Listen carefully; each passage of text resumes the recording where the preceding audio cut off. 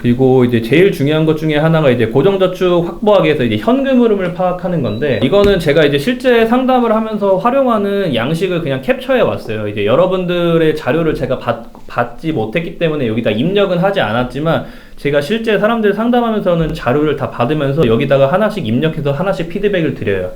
그래서 이제 여러분들도 체크를 해보셔야 될 게, 내가 월 급여는 얼마 정도 들어오는지, 본인 급여, 이제 배우자 급여, 이제 기타 급여로 얼마 정도가 들어오는지, 그리고 그 두 가지를 꼭 신경 쓰시면 좋아요. 우리 지출에는 월 단위 지출이랑 연 단위 지출로 나뉘어지세요.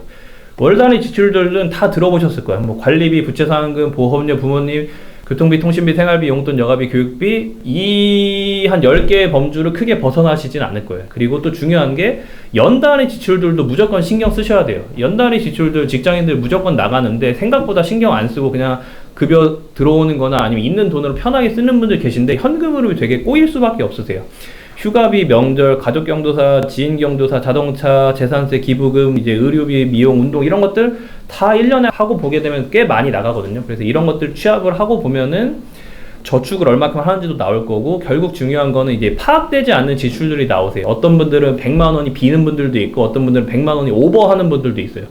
100만 원이 오버하면은 내 월급 현금으로보다 돈을 더 쓰는 거고, 만약에 100만 원씩 비어 있으면은 최대한 이걸 이제 저축 쪽으로 옮기는 거고, 쓸데없는 월 지출이나 그 연 지출도 줄여서 이쪽으로 옮긴다고 보시면 좋을 것 같은데, 제가 그 하나씩 항목별로 이제 그냥 기준이 어떻게 되고 이 정도면은 평균 정도 수준이라는 거를 조금 하나씩 보여드릴게요. 일단은 관리비 같은 거 보면은 본인이 한 20에서 30 정도 나가면 당연히 이제 특이사항 없으신 거고요. 그리고 이제 대출 같은 경우에는 항목이 또 세 가지로 나뉘어지세요. 이제 신용대출도 있고, 전세자금 대출도 있고, 내가 집을 사면서 받는 담보대출도 있는데, 뭘 얘기 드리고 싶냐면은, 이제 전세자금 대출 같은 경우에는 10명 중에 한 8명, 9명은 대부분 한 1억에서 1억 5천 정도를 받으세요.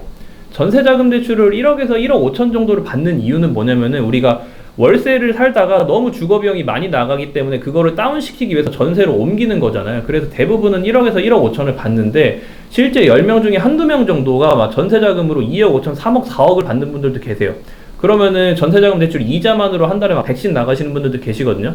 그런 분들은 내가 아무리 저축을 열심히 하려고 해도 저축이 안 되는 이유가 이 집 때문인 거예요. 집 전세자금 때문에. 그래서 혹시 그런 분들이 있으면은 그런 분들은 최우선으로 이 주거 비용을 줄이는 게 이제 목표를 하셔야 되는 거고, 담보대출 관련해서는 뭐 얘기 드리고 싶냐면은, 우리가 많은 분들이 뭐 대출을 받으면은 뭐 3억을 대출 받는다, 4억을 대출 받는다, 그러면 되게 부담스러워 하시는데, 결국에 직장인은 핵심이 3억 원을 받아서 내가 그거를 갚아 나갈 수 있는지가 중요한 거고, 그래서 내 원리금 상환 금액이 내 현금 흐름 내에서 이제 컨트롤이 되냐 안 되느냐가 중요한 부분인데, 저축 여력의 한 50% 정도를 넘지 말라고 이야기 드려요. 그러니까 뭐냐면은, 우리 가정이 한 달에 한 300 정도 저축을 할 수 있으면은 원리금 상환 금액으로 한 150 정도는 내도 괜찮다고 이야기 드려요. 근데 작년에 금리가 낮을 때 저축 여력이 150인 사람들이 150만 원씩 담보 대출을 받은 사람들이 계세요. 근데 최근 2%대 금리가 5%대로 올라가면서 갑자기 150만원, 220만원 이렇게 나가다 보니까 감당이 안 되면서 이제 현금 흐름이 다 꼬이시는 분들도 계시기 때문에, 담보대출 금액으로는 한 50%? 그게 기준으로 생각하시면 좋을 것 같고요.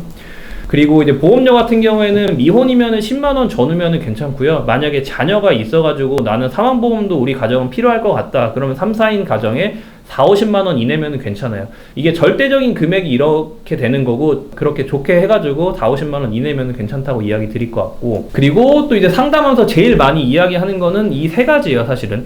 생활비, 용돈, 여가비. 자, 여러분들도 한번 지금 계신 분들 고민해보세요. 관리비, 부채상환금, 보험료, 부모님 교통비, 통신비 이런 거 다 빼고요.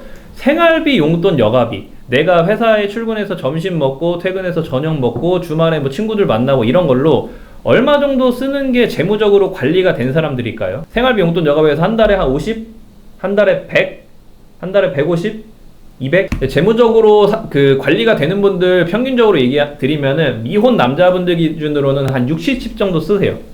미혼 여자분들 같은 경우에는 7, 80 정도 쓰세요. 보통 이제 재무적으로 관리가 되시는 분들은 한 이 정도 쓰세요. 아까 제가 계속 이야기 드렸던 저축 여력이 한 60% 이상 되는 분들이 10명 중에 2, 3명 정도는 생활비, 용돈, 여가비로 얼마 정도 쓰세요? 그러면 한 이 정도 쓰신다고 보시면 좋아요. 그리고 이제 자녀가 있는 한 3, 4인 가정분들은 한 200에서 250 정도를 쓰세요. 그래서 이 얘기를 들으면서 아, 내가 되게 저축을 잘하는 사람이었구나 라고 좀 깨달으시면 좋을 것 같고 좀 자부심을 가지셔도 좋을 것 같고, 반대에 계신 분들 같은 경우에는 조금 한번 다잡으시면 좋을 것 같고요. 이제 연간 교육비 같은 경우에는 사실 뭐 크게 이야기 안 드려요. 이건 이제 어떻게 보면 부모님의 선택이니까 이야기 안 드리고, 또 이제 얘기 많이 드리는 거는 이제 연간 지출이에요. 연간 지출도 이제 미혼분들은 이제 휴가비, 명절 이런 거 하면은 한 500 전후가 이제 평균적인 범주고요. 기혼이면은 1000에서 1500 정도 쓰세요.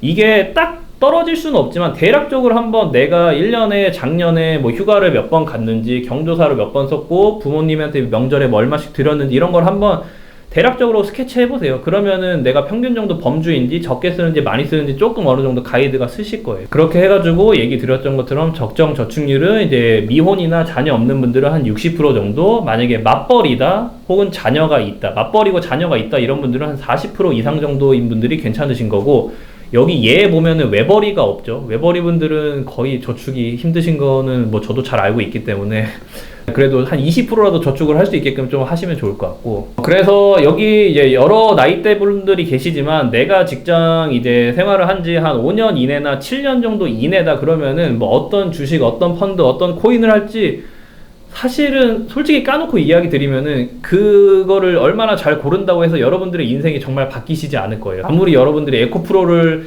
처음부터 샀다고 해서 하더라도 뭐 사봤자 몇 천만 원 안 사셨을 거고, 뭐 100만 원이나 몇십만 원 단위였을 거고, 그러다 보니까 해당 연차에 계신 분들이라면은 이 현금 흐름을 어떻게 보면 가장 먼저 신경을 쓰시는 게 좋을 것 같고요.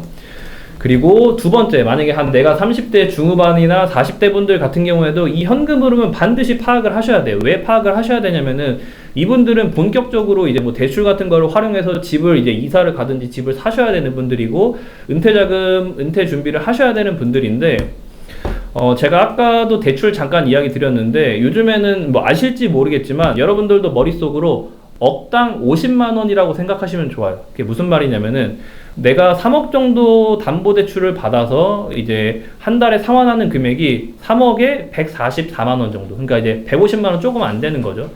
우리가 3억 정도를 40년 대출 상환해서 이제 이율이 5%면은 원리금 상환 금액이 150만 원이거든요.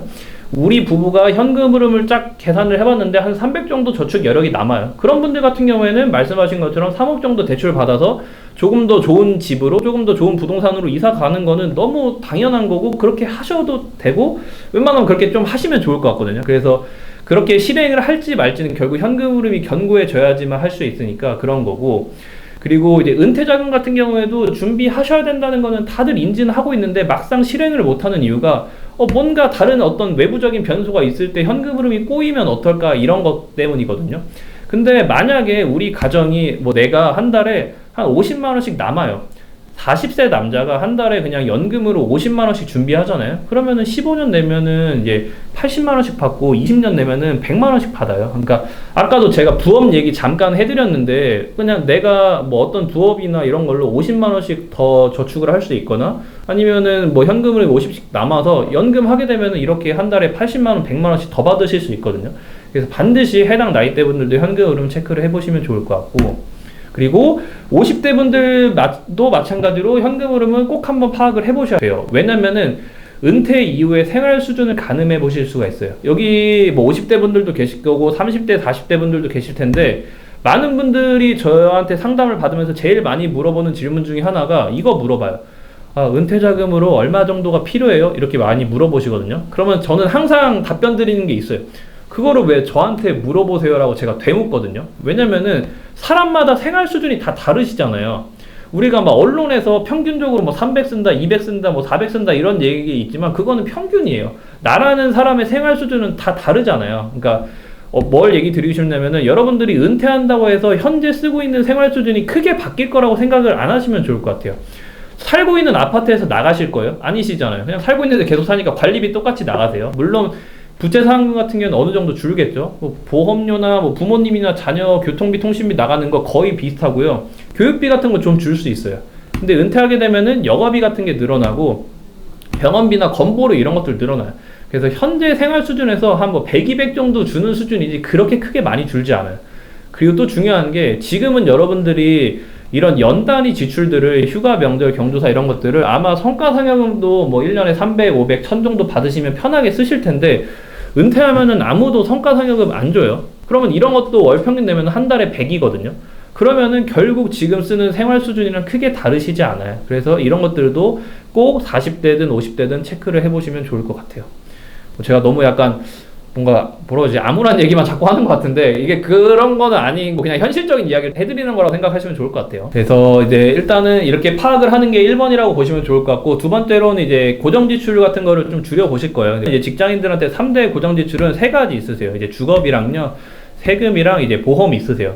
이제 보험이랑 세금 다 이거는 그냥 가볍게만 이야기할게요. 이제 주거비용은 뭐 아시겠지만 부모님이랑 사는 경우나 이제 월세나 전세를 사는 경우가 있는데, 뭐를 이야기 드리고 싶냐면은 월세를 사는 사람들, 전세를 사는 사람들은 아실 거예요. 내가 남들에 비해서 그 저축 여력이 떨어진다는 거를 반드시 인지를 하고 있으셔야 돼요. 내가 남들에 비해서 주거 비용이 많이 나가는데 남들에 비해서 돈을 더 많이 쓰면은 저축을 할래야 하실 수가 없는 거예요. 그리고 제일 뜯어서 말리는 거는 이제 차 같은 거는 웬만하면은 첫 집 사기 전까지는 웬만하면 사지 말라고 이야기 드리거든요. 차는 그냥 단순하게 차로 n분의 1에서 생각하시면 안 돼요. 3천만 원짜리 차를 산다고 해서 이제 5년 할부로면은 한 달에 그냥 차 가격만 이자 빼고 50만 원이거든요. 보험료 1년 기준이면은 한 달에 10만 원씩 나가고요. 기름값 한 달에 10만 원, 20만 원 나가고, 자동차 사면은 이제 자동차 세금도 내고, 자동차 사고 자동차 주차장에 모시고만 있을 거 아니잖아요. 주말에 끌고 나가실 거잖아요. 그러면은 자연스럽게 생활비 올라가거든요. 그러면은 그냥 차를 샀다는 이유만으로 한 달에 그냥 100만 원 빠진다고 보시면 좋아요. 그래서 만약에 내가 월세를 살고 있는데 차까지 몰고 있다. 그럼 남들에 비해서 거의 한 2천만 원은 저축을 못 하는 거예요. 그러면은 이분들 같은 경우에는 내가 아무리 생활비를 줄여도 저축은 하실 수가 없는 상황이니까 다른 거에서 좀 체크를 먼저 해보셔야 된다는 거예요. 그리고 보험 같은 경우에는 뭐 하나만 이야기 드리고 싶냐면은, 한 달에 막 보험 10만 원 내면은 그냥 보험 10만 원 내는 거 뭐 얼마 안 되니까 편하게 생각하자 이렇게 생각하실 수도 있는데, 뭐 사회초년생분들이 어떤 분들이 실손보험만 10,000원씩 내는 분들이 있는 반면에 어떤 분들은 뭐 20-30만원씩 보험료 내는 분들이 있어요. 그럼 거기서만도 한 달에 저축 여력이 20-30만원 차이가 나는 거거든요. 10만원짜리 보험 가입하면은 1년 내는 거 아니라 보통 20년 내요. 그러면 한 2,400만원짜리 계약이에요. 그러다 보니까 꼭 보험도 한 번 정도는 점검해 보셔야 돼요. 그 다음에 변동지출. 변동지출 같은 경우에는 제가 여기도 적어놨는데, 줄이는 게 아니라 정하는 거예요. 정하는 거. 이제 오해를 하시지 말아야 될 게, 저는 항상 이야기 드리는 게, 제가 물론 지금까지 계속 약간 뭐 돈을 아껴 쓰라 이런 뭐 뉘앙스로 이야기 드리기는 했지만, 여러분들이 생활비, 용돈, 여가비, 아마 관리비, 부채상금, 보험료, 부모님 이런 것들은 다 어느 정도 좀 세팅이 되어 있을 거긴 한데, 만약에 아까 이야기 드린 것처럼 평균보다 많이 나가면 당연히 줄이셔야 되는 거고, 생활비, 용돈, 여가비를 내가 한 달에 얼마 쓸지 정하셔야 돼요. 이게 만약에 한 달에 내가 80을 쓴다 그러면은 2주가 지나면은 40만 원이 남아 있어야 되는데, 절대 40만 원이 남아 있지 않거든요. 분명 갑자기 한 20만 원, 30만 원, 10만 원 남아 있을 거예요. 그러면은 우리가 무슨 생각을 할까? 2주 지났을 때 남은 2주 동안은 그래도 약속을 좀 미루려고 하거나, 집에서 밥을 먹으려고 하거나, 뭔가 살려고 하는 걸 다음 달을 미루는 이런 선순환 과정을 겪어요. 근데 기준이 없으면은 여러분들도 다 급여가 있고 소득이 있다 보니까 그냥 사실 편하게 뭐 쓰는 거는 전혀 거리낌이 없거든요. 그러다 보니까 내가 뭔가 많이 쓰는 느낌도 사실 안 들어요. 그러다 보니까 반드시 꼭 정하시면 좋을 것 같고, 60-70만 원 이렇게 쓰시라는 거는 아니고, 만약에 내가 원래 한 달에 한 150 정도를 쓰는 분들이다 그러면은 절대 60씩으로는 못 줄이고, 한 달에 100이나 한 120 정도를 조금 정해서 쓰는 거를 일단 좀 해보세요. 예.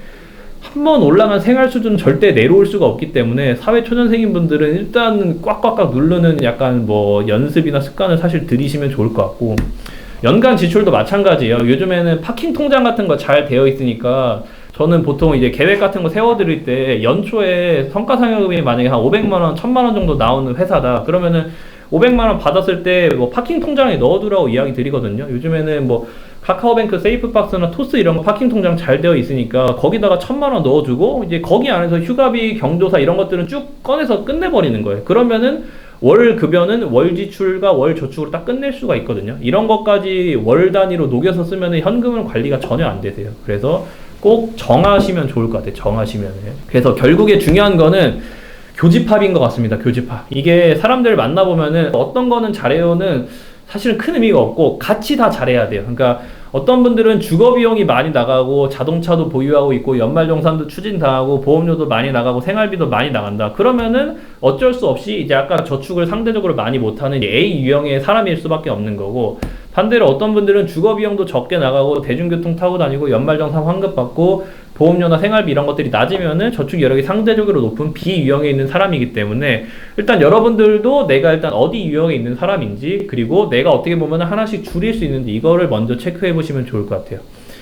수익률 10% 올리기 어려운데 100만원에서 10만원만 더 저축하면은 그냥 수익률 확정적으로 10% 더 할 수 있는 거거든요. 꼭 그거 신경 쓰시면 좋을 것 같고, 만약에 이미 B처럼 살고 있는 분들은 사실 이렇게 하는 게 너무 쉬울 거예요. 어렵지 않을 건데, 반대로 나는 평생 이제 A처럼 살았고 이게 정말 어렵다 그런 분들 같은 경우에는 좀 취업 초반이라든지 결혼 초반에, 더 정확히는 내 집 사기 전까지 한 3년에서 5년 정도만 조금 타이트하게 사시면 좋을 것 같아요. 그래서 내 집을 그래도 1차적으로 사 놓고 나서는 조금 더 편하게 살아도 큰 인생의 이제 굴곡이 이제 그 벗어나는 게 크진 않는데, 뭔가 사회초년생부터 너무 많이 쓰거나 집을 처음에 사는 시기가 늦어지면은 사실 걷잡을 수가 없기 때문에 꼭 신경 쓰시면 좋을 것 같습니다.